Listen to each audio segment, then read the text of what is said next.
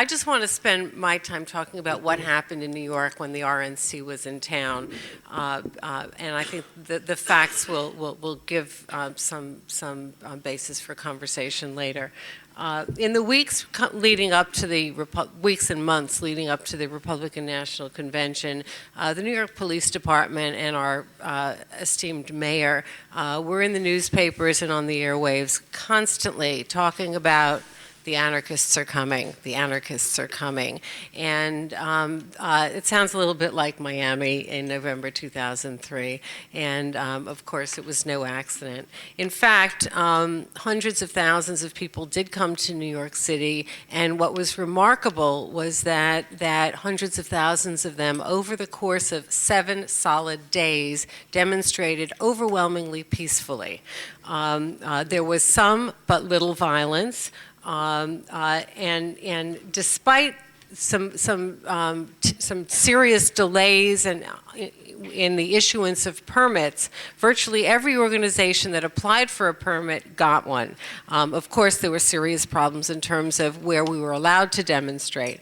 And even some who hadn't applied for permits to demonstrate were allowed to demonstrate based on decisions made sort of, on the scene at the moment. So there was a lot of good news about the right to protest at the Republican National Convention, but there was also a lot of really dangerous news as well. And I just want to outline what some of the problems were. First of all, as Leslie indicated, surveillance. Massive, unfucking-believable surveillance. Whether it was the video surveillance cameras that were secreted, above the area that was designated as the protest zone. And the protest zone, by the way, was within sight and sound of the convention. And it wasn't a terrible place to have demonstrations. There were demonstrations there of tens of thousands of people, but there were also demonstrations all over the city. You couldn't have a demonstration around the RNC without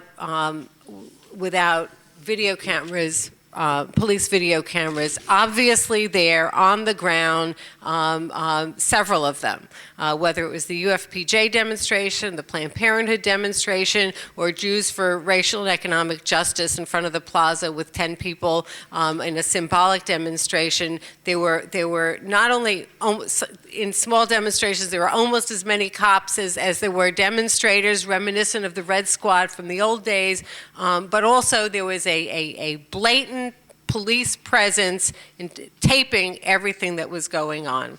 But in addition to that, we also saw FBI and NYPD stakeouts in front of the homes of organizers of these demonstrations or past activists who weren't even involved in this.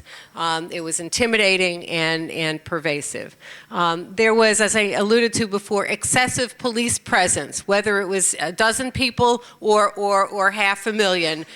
The police were there in enormous numbers, whether or not they had any reason to believe there was going to be anything but a peaceful protest. So what we saw is the conflation by the police department of lawful protest and violence and or terrorism. They just don't get the difference. We saw widespread intimidation of the press. If you were there, if the press was at a demonstration covering stuff or at an RNC-related event, covering stuff that somebody thought they shouldn't be covering.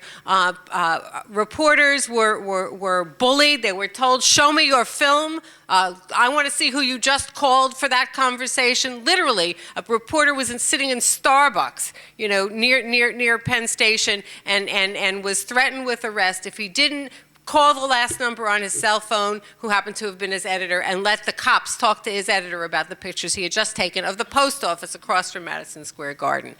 We saw harassment of legal observers. And finally, we saw mass arrest tactics. This was designated as a national security event, and we're beginning to find out what that means on the ground. What it means is the use of mass arrest tactics. For starters, the refusal to distinguish between lawful demonstrators and people people who are there to break the law.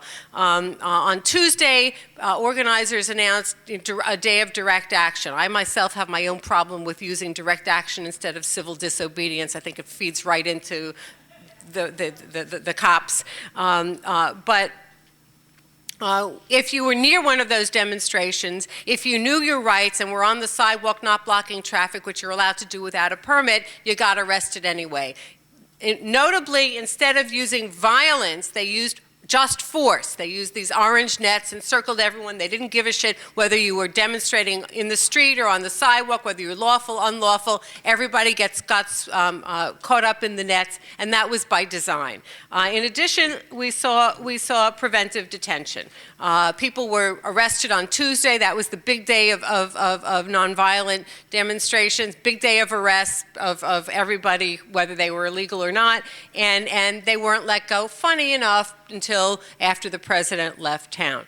We saw pervasive illegal fingerprinting. In New York, you can't be fingerprinted when you're arrested for parading without a permit. It's not a crime, it's what's called a violation.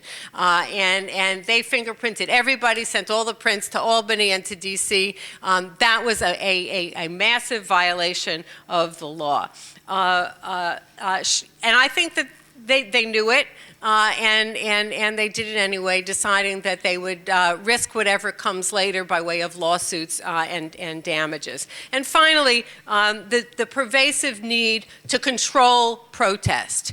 The police in New York City have adopted the posture that if there's a demonstration, we run the show. We saw it disastrously in the February 15th demonstration. We saw it again repeated during the RNC, and it's an ongoing problem that we're going to have to be dealing with. Thank you.